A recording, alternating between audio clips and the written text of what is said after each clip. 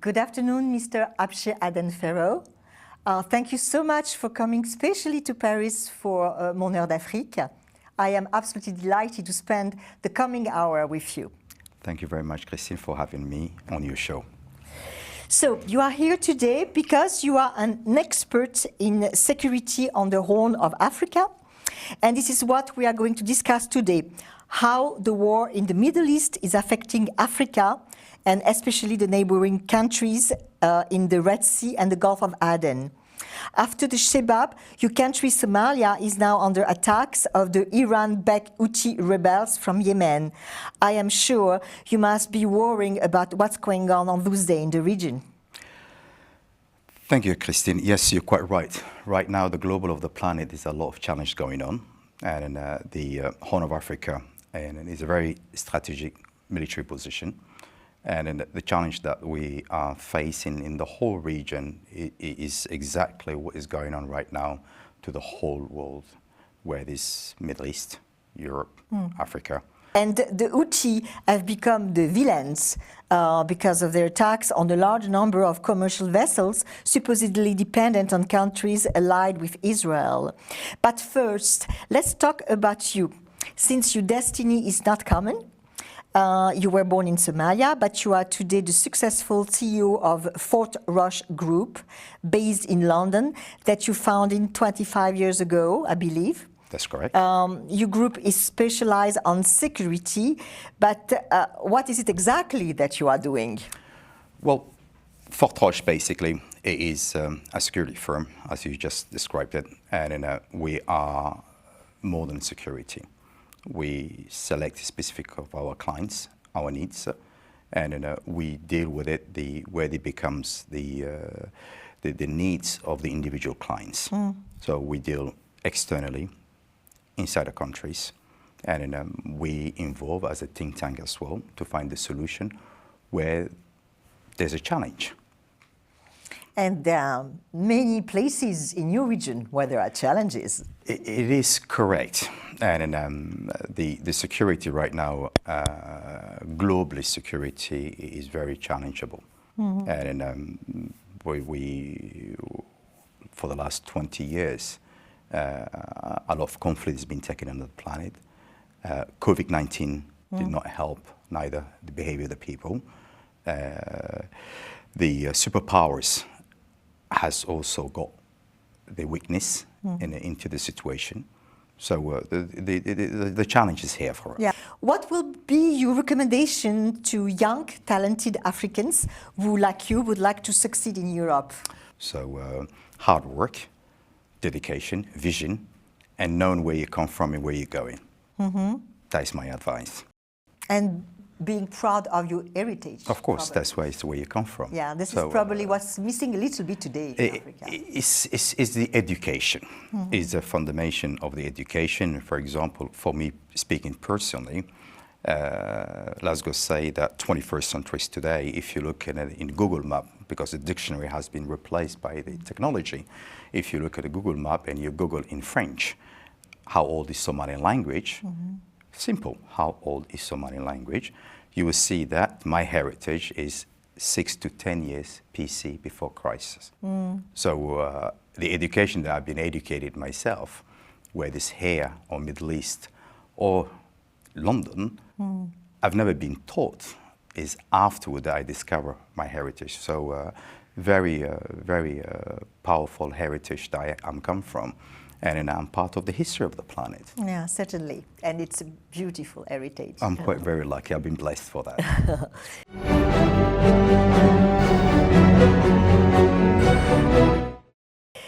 This is exactly the question we're trying to answer in this show. How those Houthi attacks are affecting not only the traffic in the Red Sea and the Gulf of Aden, but what might be the wider consequences, especially on the Horn of Africa. Well, we have to understand the geopolitical in the region. The Red Sea is 30% of the energy of the planet comes in and out from that region. the position of Horn of Africa, especially between Yemen and Somalia, is the second busiest maritime on the planet. Before the challenge that we are receiving from Middle East, there was another issue, what was the illegal fishery in the region. So we have to be confronted with reality. People are upset in those regions. We have to understand, and there's no communication from the regionals to the Westerns. The trade between the Red Sea and Somalia, so the Yemen and Somalia and the Red Sea, there's a $2 billion trade per day in that region, multiplied by 365 days of the year, so you can always quickly do the maths. It's a phenomenon. It's a very good information, this illegal fishery, and not even talk, I think, enough. But let's go first to Somalia, your country. This is a news report for Mon Heure d'Afrique by Mohamed Gaboube in Mogadishu. It shows that the Houthi attacks are detrimental to Somalia. Let's watch. For a nation already devastated by 3 decades of conflict and political instability, Somalia now finds itself reeling from dangers linked to Houthi attacks. The uptick in the attacks by those Yemen-based rebels targeting commercial ships and tankers on the waterways of the Gulf of Aden are being made worse by a spike in Somali piracy, with the population finding itself in a state of uncertainty like never before. The attacks in the Gulf of Aden will bring problems to Somalia. Our imports and exports by sea will be cut off. The piracy will also sever access to imports and exports. We can't even deal with the current inflation. Just imagine what will happen next. What if the ships are forced to go through the Suez Canal? It will take 15 or 20 days for supplies to reach us. So we're facing problems like that, and much worse will come as a result. Something must be done. Added to the dangers posed to the well-being of fishing communities that straddle the coast, many fishermen worry that they'll fall victim to attacks targeting Houthi rebels. I'll see the ships that I've never seen before and become frightened. This fear is due to the bad conditions we grapple with while out at sea, and the attacks at sea, made worse by the plundering of fish in the seas. As fishermen, we fear that while out at sea, we might get mistaken for Houthi rebels by those fighting them, and as a result, fall victim to an attack. Anything could happen while out at sea. The immense risks that come with the heightened tension in the Gulf of Aden can also affect imports and aid meant for Somalia. The Houthi attacks on ships in the Gulf of Aden has given opportunity for the return of piracy to the Somali shores. Secondly, it leads to the collapse of Somalia's economy and makes inflation worse. The conflict in the Gulf of Aden also prevents humanitarian aid from reaching the needy population. It also has a negative impact on business, trade, and the security of the country. With international navies, Iranian-backed Houthi rebels, and pirate gangs turn the strategic waterway into a new battlefield, Somalia finds itself dwelling down the path of uncertainty in an already volatile region plagued by instability. The lives of millions of people are affected by Houthi anger over events in Gaza that have sent shockwaves throughout the region. So, for your reaction to this report? I'm not surprised. I used to be, for 2006, for 4 years, co-chairman of Working Group 1, and find solution of the problem of the piracy. And we have warned it 10 years ago. And we've told them, we've made it clear that this region is a very sensitive region. Difficulty that you're going to face it here is very clearly, it's not for the Yemeni or the Somalian or Eritrean or Djiboutian or Sudanese or people from Middle East who's going to pay the price. It is also your Western will pay the price because you've got 30% of the energy goes through there. Your insurance is going to spark in the highest level in the region because we have failed. Western did not listen, international community did not listen. we've warned them. And there's another also impact involved here. Mm-hmm. The religious movements, they are all direction and going one direction, which is Saudi Arabia. Actually, after all these peaks of piracy, which really was at the highest in 2011-2012, the Somali government has taken steps to combat piracy, such as the creation of a national maritime force and the ratification of international conventions on the suppression of piracy. What happened? Why didn't it work? Well, first of all, it's not correct information. I'm sorry to say that. Somalia is coming back after 40 years of civil war. Our GDP is very minimum and limited. We are rebuilding the economic of the country. Mm. The issue of the piracy is offshore problem, not onshore. Mm. And I was one of those people who was on the ground working with the international community. Myself and some French diplomats and a politician also at the time of Sarkozy, I went with Alain Madelin all the way to Hobyo to engage with the local communities because the problem is coming from the land, not the sea. Mm. And we have realized at the end of the day that the fishermen, as you say that in your program, was also a victim of the Western vessels. We discovered that people who was fishermen who has been hijacked by a group of gangs of piracy, because don't forget it that Somalians are very smart and very entrepreneur people, and they have realized that they were seen in the second maritime on the planet. So we looked at it, the Somalian side of it, but the end of the day, our partners, Western partners, has failed us. And now, basically, the reality is here again, but another level.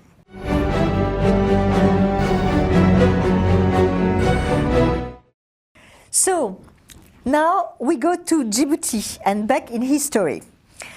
Despite Shebab's attacks and endemic piracy, as you were mentioning, Somalia, with the help of the President Rigoulet from Djibouti, was able in 2000 to hold a peace conference in Arta that allowed for the creation of an interim government.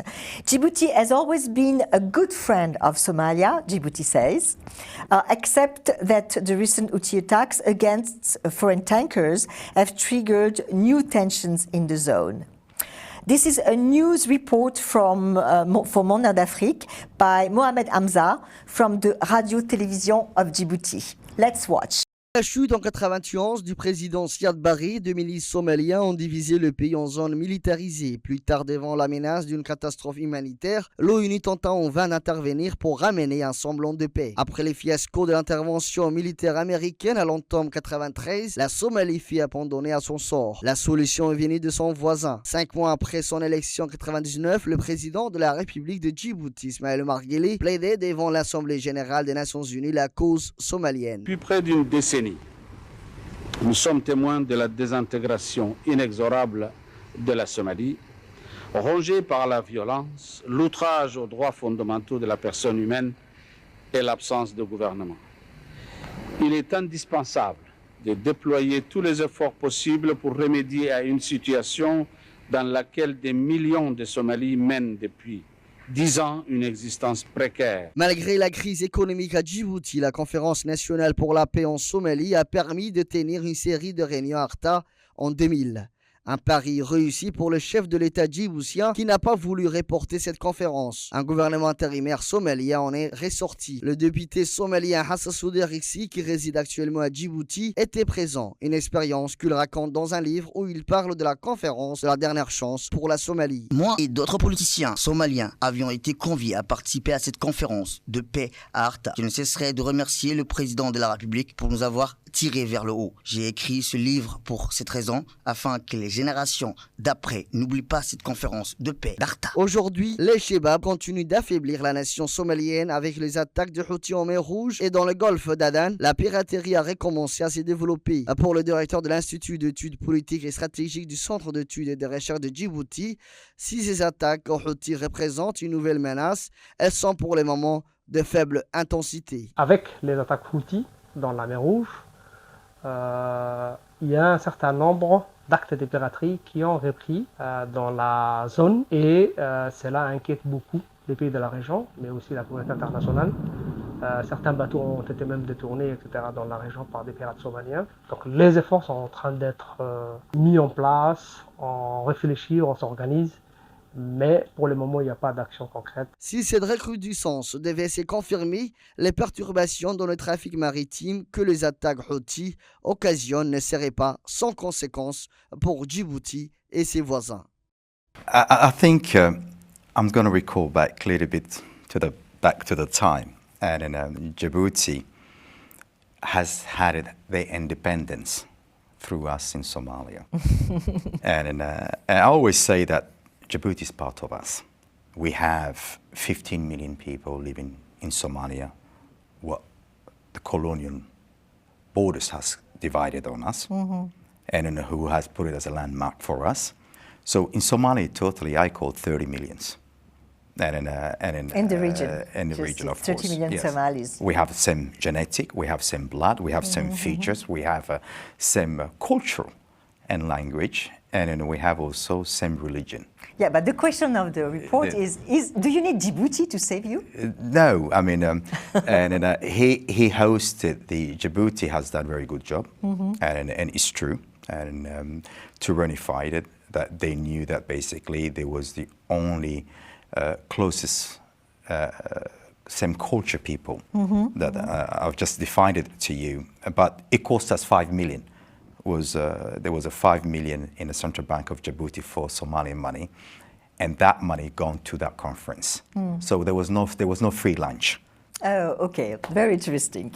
Another point that was raised in the report is the researcher is basically saying that for the moment there is not been really to fight against the Houthi attacks at a regional level, neither a scale reaction from the international community. Do you agree with this? I agree with him. There was never been a strategy. Beside that, and that's why I said earlier, that's why I got involved in a politic, because I was fed up this nonsense, these civil servants and those people all on the ground and the politicians are completely far away from each other. They're not communicating. So the point is there's no solution. If you want to control by force and military, it is twice of the size that what France has covered the Second World War. There's not enough vessels in those regions.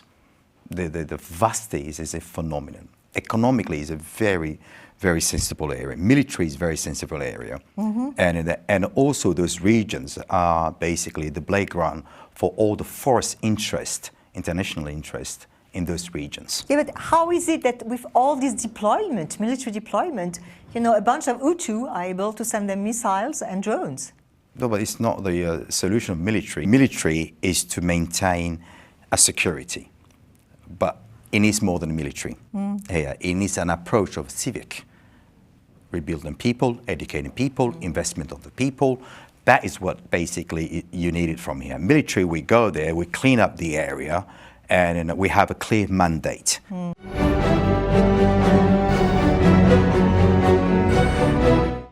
So finally, I invite you to go to Ethiopia. The news report for Mon Heure d'Afrique by Alam Mohamed from Asia Africa discuss the cost and benefits for Addis Abeba to have signed a Memorandum of Understanding on January 1st with Somaliland on the use of the port of Berbera. Let's watch. Ethiopia, an East African landlocked country, pays millions of dollars each year to use the port of neighboring Djibouti. This amount could change the life of 120 million people if used differently. This led the government of Ethiopia to search for alternative ports in the region. On January 1st, Ethiopian Prime Minister Dr. Abiy Ahmed and Somaliland President Musa Bihi signed a Memorandum of Understanding. This Memorandum of Understanding said that in exchange for using the port of Berbera for Ethiopian imports and exports of goods, Ethiopia will recognize Somaliland. Since the new state of Somaliland has gained no international recognition yet, the signing of the MOU triggered strong reaction in neighboring countries, especially in Somalia. Because I see simply this issue as a matter of concern for Ethiopia and Somaliland in a positive way, because Ethiopia always contributed positively for peace and security of the area. Ethiopia lost its access to the sea in 1991 after Eritrea's independence. Since then, it has relied solely on Djibouti. 90% of its import and export exchanges are done via the port of Djibouti. Currently for us in our neighbor, if you see now Berbera is one of a port because DP World is developing a big facility over there which costs them around $500 to $700 million investment. Now the government is doing the corridor bilateral agreement. Once that bilateral agreement is already signed, then we can start Berbera to use. Ethiopia contributed thousands of troops to the African Union peacekeeping force through AMISOM and ATMIS over the past 30 years. The signing of this Memorandum of Understanding, if it is held with a balance and care, it could provide regional cooperation and also development in the region. For many Ethiopian experts in the field of logistics, diplomatic and security, the signing of the MOU is a matter of being optimistic. The coming weeks will tell us if they are right. Ethiopia has got its own problem right now. And the division within Ethiopia, with all these different factors that is happening internally, they have a serious problem, internal security. And Somalia and Ethiopia, we are neighbors. And we have our borders. We have people who are Somalians, 10 million in their borders. And we always had it also relationship and then economically starting from the Silk Road that who goes wherever comes from India and China and Pakistan historically used to go through Somalia and go through the Ethiopia and all the way from Sudan, Mali, Mauritania, Morocco, Silk Road. So one has to ask a question now, and the MOU that everybody's talking about, we have never seen it. What is in there? It's difficult to know what's exactly in it. You're absolutely right. No transparency about exactly. it. Yeah. And we're talking about economically, and that is where that they're saying there's an economically, and that's why Hassan Sheikh, the president of the federal government of Somalia, that he's standing up, and all of us Somalians and saying, hold on, can we have a transparency here? And are we talking about military, or we talk economic developments? Exactly. And if it's military, there's a challenge. And the challenge is basically, what is the procedure that has been put in place for military to move from A to B? And if it's going to be a port, there's a rumor saying that French has trained the Marines of the Ethiopians. I'm sorry, for somebody who has got no access to the sea, who has got no sea, that you train their military is a serious security issue going on here. How these people will come through all the way from Ethiopia, go through the Somalian territory, and going to the sea and the military side, what are they going to be their task, this area that they're going to be occupied in?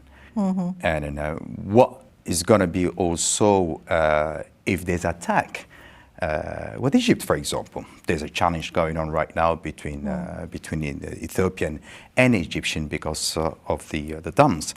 how are we going to resolve that one? Are we going to get involved in Somalia also, something that has got nothing to do with us because we've got already our own problems, you see what I mean?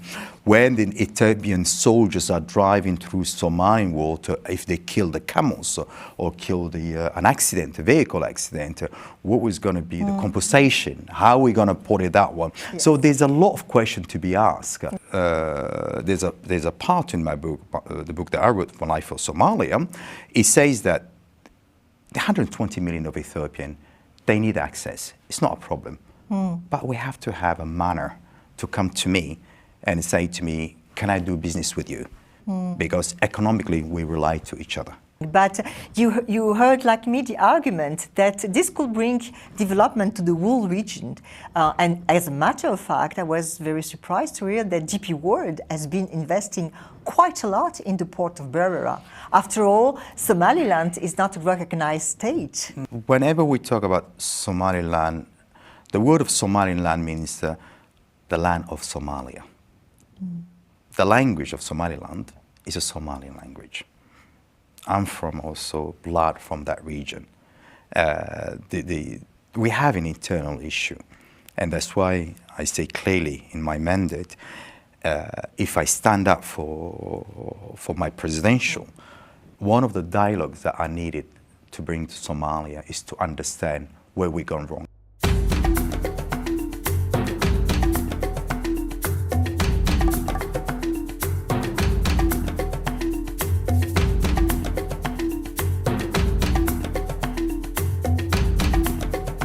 Hello again, Mr. Abshir Aden Ferro, and thank you for being the guest of Mon Heure d'Afrique. I would like now to address you as a candidate for the presidency of the Republic of Somalia. My first question is simple. Are you ready for the elections that will take place in 2026 in Somalia? We're never ready, but we give our best shot. So, but tell us more. How did you decide, after all what you did in business and as a successful businessman, why did you decide to go into politics in Somalia? I believe, to be honest with you, it was a destiny. And I was fed up of the way that has been mishandled the trust of the Somalians from the Western. I've been behind the curtains, as you say, since from Arta. And I built it up in the past. You mean since the peace conference? That's right. 2000. That's right, yeah. yes. I was a young man, dedicated, was very proud of one of my heritage, Somalia. And then I created at the time an NGO called Done Good to help people on the ground, medically, advice, because at the time there was an army embargo. So I couldn't involve at all in Somalia, but I could help them in education, health, and educated also the politicians in Somalia, as they were not science-poor people. And from the Western to Somalia was completely disconnected. I was always there, man on the ground. But since 1999, I say that's it. We have to go to the next level now. Okay, let's come back to your campaign and to this purpose, I suppose. You founded in 2019 a party called the Alliance for the Future. So tell me, who is it that you want to rally specifically to support you? It's not the rally, it's the way that the whole political Somalian, that I was completely shocked when I've seen that all the dollars where they were investing into the country. The Somalian people has not been given opportunity to elect their politicians, their leaders. They are victims, they are voiceless people. There's no election in Somalia, there's a selection. The whole thing, and I'm sure that your viewers will understand if they do a little bit research on it. It is the tribal leaders. Somalian system basically is the member of the MPs, the upper house and lower house, who elected the president. So what you want is one man, one vote. Exactly. So. And that is where that the Western has failed. They've been investing of the taxpayers' money from the Western and the stakeholders pumping money in Somalia that we don't even see this money into the ground. And they see that basically that what they were saying election, but when we look at it, and a lot of the researchers and academics will tell you there's no election in this country. So for me, for my political party, is to bring democracy, freedoms of the individual, give them people's rights to elect it and then basically vote and give them the minimum things of mankind decided. So people, they don't go towards extremists, people, they don't go towards the crimes. It's a common sense anyway, that's what's happening. So you're also known as Mr. Clean, and one of your fights is to defeat corruption. But in Somalia, which is, among the more corrupted country in the world, how do you want to achieve this? At least in one generation, do you think you are going to be able to do it? And to be honest with you, and you have to understand the corruption, people in Somalia, we Western are more corrupted than Somalians. So the way I say that, the end of the day, and the system since 1991, the fall of the regime, of military regime Siad Barre, okay, the country has gone, what you guys call it, Black Hawk Down, Rescue Hope, but was total disaster. But just to remind you and just take you a little bit the backward, Somalia was a victim between the Russian and the American 1977, the war of Somalia and Ethiopia. But they're not responsible of the corruption in the country, are they? We're not responsible. Somebody who's hungry, that you ask him that basically that, are you eating this or that? He will gonna say to you, I don't care, just give me something to eat. Of course. So Somalia has been a victim of mismanagement and leadership of the Westerns and their influence in the region. Somalia, I call Somalia, she's the beautiful woman that everybody wants to take out for a date. Okay. Everybody wants it, Somalia. Okay, now let's go to the first expert.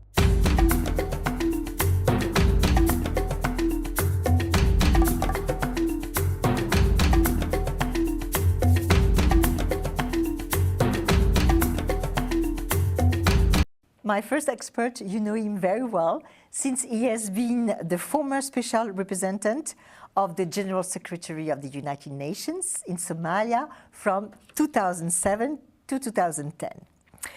He is today the president of Center 4S, which is a very well-known think tank in Nouakchott in Mauritania, Island.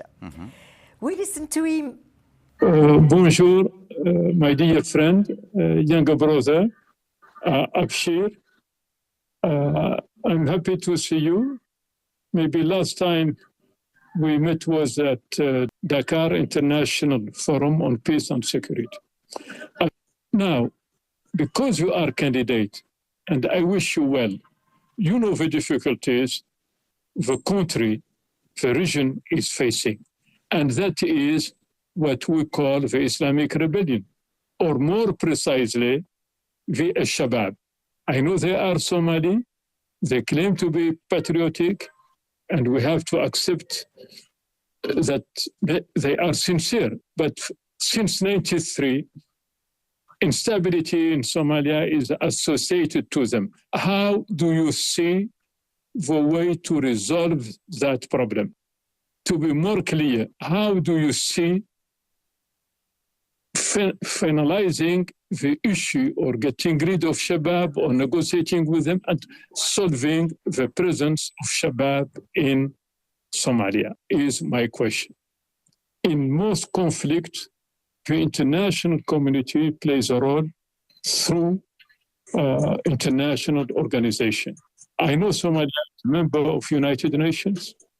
I know Somalia is a member of the Arab League, but you are in Africa and member of the African Union, who always had a military presence. How you see, once elected, the role of the African Union in addressing and resolving the crisis Somalia has been suffering since 1992?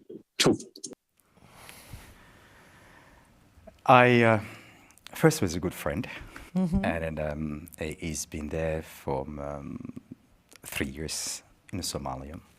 He knows the reality, and he's quite, knowledgeable in the challenge that Somalia is facing because of his past position. And he's quite right. We had the last time we catch up was by surprise in Dakar in Senegal.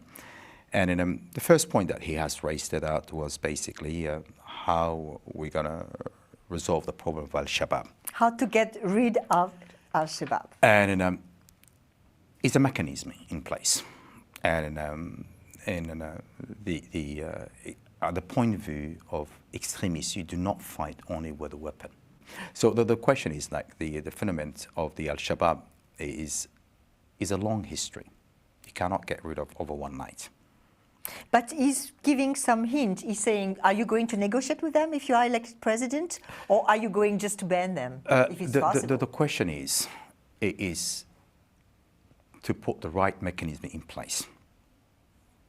I can say to you, yes, no, but it's not logical.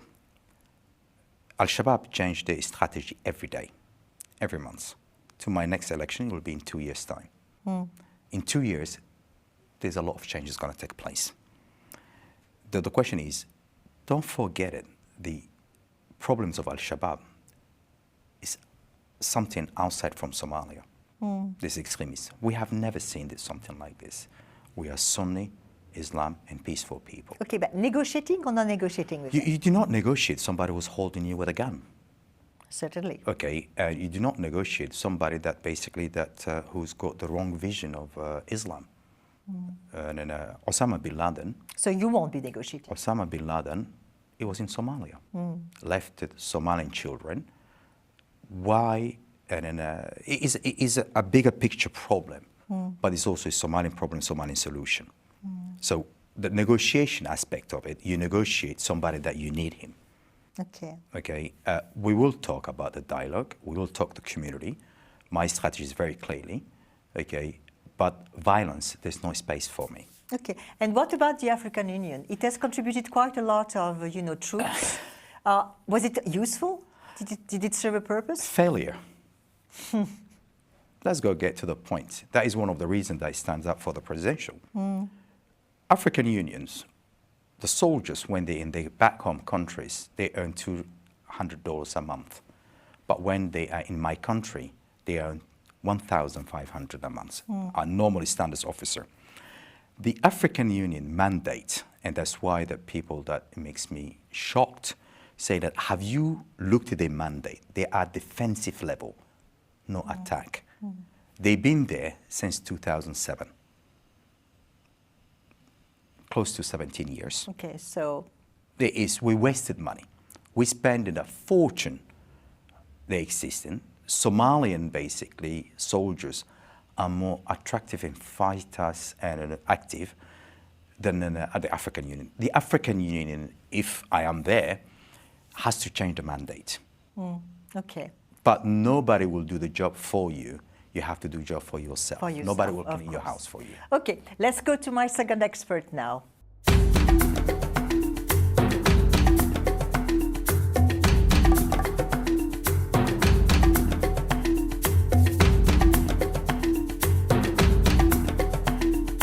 Okay, so this one, he has multiple hats since he works for the Institut Français d'Analyse Stratégique, Institut des Relations Internationales Stratégiques, and he's also editor-in-chief of the journal Orient Express. In other words, I asked David Rigoulet-Roze, expert of the Middle East and more specifically of the geopolitics of Iran, to challenge you.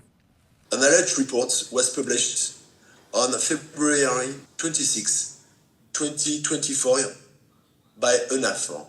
This European Naval Task Force fights Somali piracy in the Gulf of Aden as a part of the Atalanta mission. This alert report warned against the resurgence of the piracy after it was almost eradicated in recent years. It would appear that the crisis and growing insecurity in the Red Sea caused by the Houthis in Yemen had the collateral effect of reviving piracy in the Gulf of Aden, attributed to 5 main Somali pirate groups active in the eastern Gulf of Aden. Therefore, here's my question. Given your presidential ambition in Somalia and your objective to bring tribal and all clan leaders together in order to stabilize the situation in a country that is currently fragmented and considered as a failed state, how do you see the role of UNAFOR that has been present in Somalia since 2008 if you would be elected? Thank you for your answer. So this is a very precise expertise question. So just for the audience, because I had myself to look at it, UNAFOR, this is the European Naval Task Force that fights Somali piracy in the Gulf of Aden as part of the Atalanta mission. Was it successful or didn't do the job? I'm going to be straight to the point. They're acting for the interest of the Western. They are under budgeted. They don't have the support. They don't have the strategy. And they're not connected to the local communities. I worked with them in my past. And then, again, I'm going to repeat it. That's also why I'm running for presidential. Somalians people are saying that, hold on, we are protecting our EEZ, our economic exclusive zone water. So 12 miles. 12 miles, 24 miles, 200, you know. So the fishery, the French, the Spanish, Portuguese, the Chinese, are all coming to the Somalian water because that is where is the circle of the cycle of the sea. The tuna fish comes to the Somalian coast, and that's where they ace their legs on it. They've been overfishing the region. So the local community stood up and say that enough is enough. So there's also the foreigners and the international people coming fishing the Somalian water. They are facing a challenge. They're chasing after fishermen. They don't know how to identify themselves. They take them, grab them, put them Seychelles, and they come back to the Somalian government and say, because at that time also, I was the advisor of Deputy President and the Minister of Foreign Affairs, Fawzia. I've challenged them, and I got a lot of challenge on those issues as well. And the community was saying, hold on, they are still in our water. Why are you not going to do something about it? What they do is just basically they switch off the alarm systems where the geolocation point. They steal the water. So the EU naval force. So, but to answer Mr. David Rigoulet-Roze in few words. It's waste of Spain. We lost it. We're losing money on that. Okay, so it was useless. It's useless. So you, President, I reformed that one. You won't go on with the new mandate. I redesigned the mandate and the strategy and the objective. And if they're not compatible to us in Somalia, then we look at another alternative. I would like to ask you another question. The Red Sea and the Gulf of Aden are situated on a strategic global shipping lane that is attracting the attention of great powers, such as the United States of America and China, as well as emerging powers like Turkey. Turkey has a base in Suakin, a port enclave in Sudan. This is also the case of the United Arab Emirates, which are present in Socotra, an island of the Yemen, but also of Iran, whose proxy are the Houthis that Tehran is supporting in the frontal conflict with Israel in the Red Sea via the port of Eilat. How do you see the Somalia's position evolving with such a multiplication of geopolitical players at its shore? So, the question is right to the point. Your answer is right to the point, please. My answer, as I say, that in politics, there's not friendship, there's only interest. And going back so far, he has mentioned the different ports. The different ports. And Turkey, so far, has played a good friend for Somalia. when we were struggling to bring the international community back to Somalia, the first airline that we had, it was a Turkish airline as international flags. And then we all got them, all of them, Kenya Airways, Ethiopian Airlines, Qatar Airways, you know, and name it. You know, I'm sorry if I forgot some of them. So the whole hub has come back what it used to be before 70s, 80s, a hub basically where that it was international airport. Just comment in few words, please, about the presence of China. Well, China is a player. We cannot avoid it. We have to come out, you know, a logical way of dealing it and understand it basically. China is taking the opportunity where other people has failed. So let's go not blame China or Russia or this or that. You know, the question is there was the whole Africa, there was a colonial issue, and the colonial issue is changing the face now. So Somalia, if you are elected president, will be a good friend of China? I will be looking at what is the best for us and the best interest for us to exist and coexist and make sure that we maintain our heritage as well.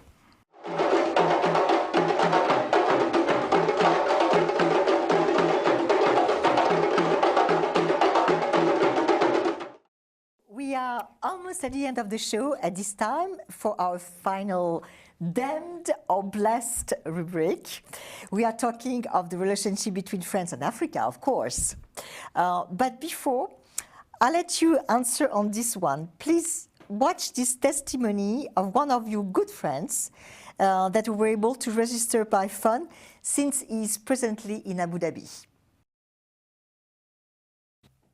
Yes, it's true. We attempted to bring some French companies for exploratory mission. And notably, we brought a world leader in security printing. As a matter of fact, it has been a kind of failure for a very simple reason, because the very corrupted environment of the Somalian government at that days. It's true that Somalia remains a blind spot to a certain extent. We had experiences, we had some training processes in the militaries. They are still there after 30 years of presence of the US. So the question is, what is the efficiency of this process? The most important interest for France in this eastern coast part of Africa is in Mozambique, actually. It's Cabo Delgado, where Total Energy has massive investments. The main threat to these investments is coming from Al-Shabaab and the Islamists, which are coming from Somalia and go to Mozambique and put trouble there. As of today, it's the Rwanda which make sure that our investment is safe. So, very pragmatically, we might consider, and at least I consider, that France might be more involved in Somalia to be able to manage at the source of the problem we are facing for our interest a little bit further. So I'm sure you are 100% agree with Philippe BOHN, who, by the way, is a very good friend of you. That's correct. And I do agree with him. And as far I'm concerned, I know Philippe for nearly 17, 18 years now, you know, and he's quite right. And he's been on the ground with me in Somalia. He knows about the culture. He's the only, I should say, that Western person outside the green zone when I go there, and he's with me then basically, and he knows about the Somalian politicians, so he's an expert as far. Yeah, I know you have the reputation of being very, very loyal to your friends, but allow me this question. It's very well known that Philippe chose to advise Marine Le Pen for Africa policy. Aren't you afraid that this may just, you know, with such friends, this may be a kind of impediment on your candidacy, on your own candidacy? The question is, when you're a leader, no matter what, you have to have good people around you. And the division is not my cup of tea. Okay, for me, it's unification. My book that I wrote of my life for Somalia, where that is clearly, I've done the opening of the book with Jean-Marie Bockel, who's the advisor of Africa for Macron another very good friend. Exactly. So I am a centrist, and to be honest with you, what I care is the future of the people. Division, separation. I had enough from the colonial mentality. So I need people, basically, that as long the people are quality people, this is what we have to do. Marine Le Pen, that is another issue as well, of France. The democracy, as we say that in French, is to be open-minded and to welcome for our own benefit to have a better life together. Okay, well, we are now at the end of this show. Regrettably. Many thanks, Mr. Abshir Aden Ferro, for all your very relevant insights. I'm sure that our audience in West and Central Africa, where I come from, have highly appreciated. Thank you very much for having me.